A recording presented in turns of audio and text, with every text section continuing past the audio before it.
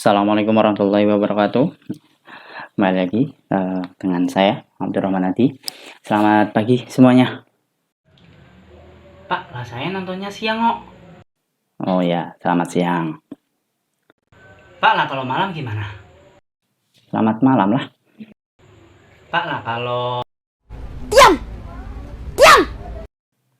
Oke, langsung saja kita masuk ke materi intinya, yaitu sifat-sifat koloid. Emang koloid punya sifat ya, Pak? Kayak manusia aja sih?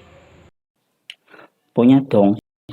Makanya kita sebagai sesama makhluk Tuhan jangan sampai saling menyakiti gitu.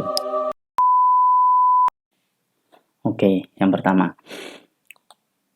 Gerak prone ya, gerak prone. Apa itu gerak prone?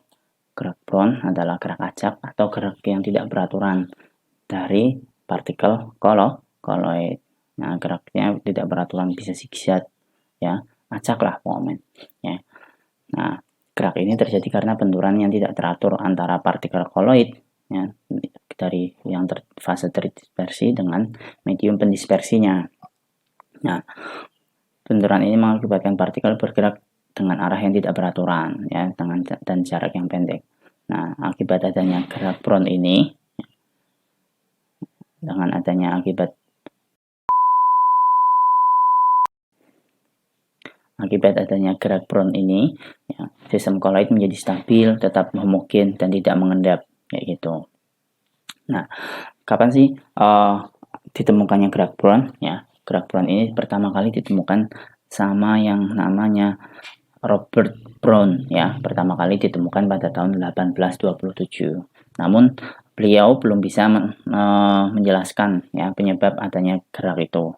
Nah, barulah tahun 1905 Albert Einstein baru menjelaskan penyebab adanya gerak Brown. Menurut si Einstein, gerak Brown ini ada karena banyaknya tumbukan antar molekul pada sisi-sisi partikel yang tidak sama. Nah, itu kata Einstein seperti itu. Oke, kita lanjut. Nah, ini efek tindal adalah sifat yang kedua. Ya, sifat yang kedua. Apa itu efek tindal? Ya, efek tindal adalah efek penghamburan cahaya oleh partikel koloid. Ya. Ketika berkas cahaya diarahkan ke larutan, cahaya tersebut diteruskan sehingga kita tidak bisa melihat, ya, tidak bisa melihat apa jejaknya. Ya, kenapa? Karena larutan bersifat homogen. Ya. Sedangkan ketika cahaya diarahkan ke koloid sama suspensi, ya, berkas sinar akan dihamburkan sehingga kita bisa melihat jejaknya kayak gitu. Itu efek tindal semacam itu. Lanjut. Nah, ini adalah contohnya ya, contoh dari efek tindal. Nah, ini adalah jejak dari berkas cahaya ya. Nah, kalau ini biasanya kita kan melihat jejak-jejak sinar di area sela-sela pepohonan ya kan. Nah, selain itu di bioskop kita juga kadang bisa melihat jalannya sinar kan dari sorot lampunya itu. Nah, itu adalah efek tindal gitu. Nah, sekarang yang ketiga itu absorpsi. Absorpsi, apa itu absorpsi?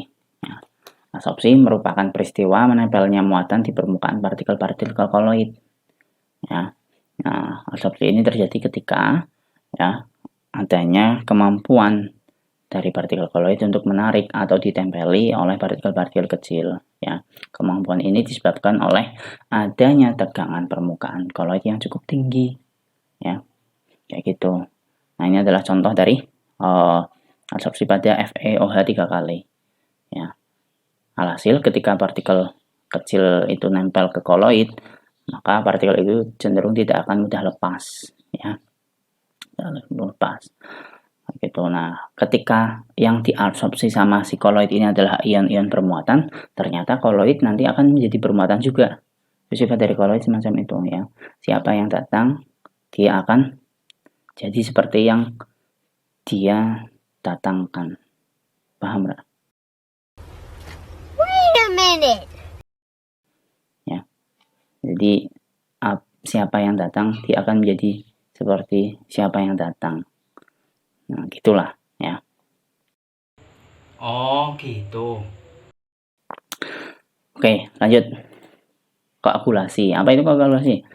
Nah, koagulasi adalah peristiwa terjadinya pengendapan pada koloid. Ya, ini terjadi ketika ya adanya kestabilan sistem yang rusak ya, atau pencampuran dari partikel koloid yang berbeda muatan sehingga membentuk partikel yang lebih besar kayak gitu, koagulasi. Nah, tapi penyebab dari koagulasi ini bermacam-macam. Ada yang dari pemanasan ya, terus pendinginan juga bisa, penambahan elektrolit, pembusukan, terus tadi pencampuran koloid yang berbeda muatan, dan juga elektroforesis. Contoh dari koagulasi sehari-hari itu kalau misal kita terlalu lama menyimpan susu, terus susunya jadi basi. Nah, itu koagulasi. Kemudian telur rebus ya, telur yang direbus itu juga salah satu contoh dari koagulasi. Nah, kita lanjut ke materi berikutnya, yaitu elektroforesis. Ya, elektroforesis adalah ini pergerakan partikel koloid di bawah pengaruh medan listrik.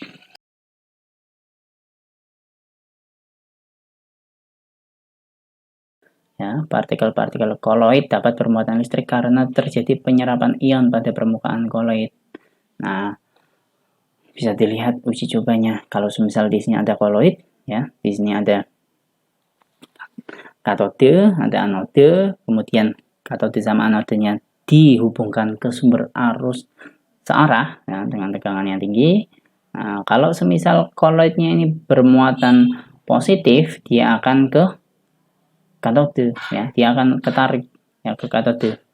Nah, dan sebaliknya kalau koloidnya bermuatan negatif, dia akan bergerak ke anode seperti itu. Nah, contoh dalam kehidupan sehari-hari untuk elektroforesis itu adalah ketika kita mau mengecat bodi mobil ya. Sebelum catnya disemprotkan ke bodi mobil tersebut biasanya diawali dengan disemprotnya oleh cairan yang muatannya berlawanan dengan cat yang akan kita semprotkan. Kenapa?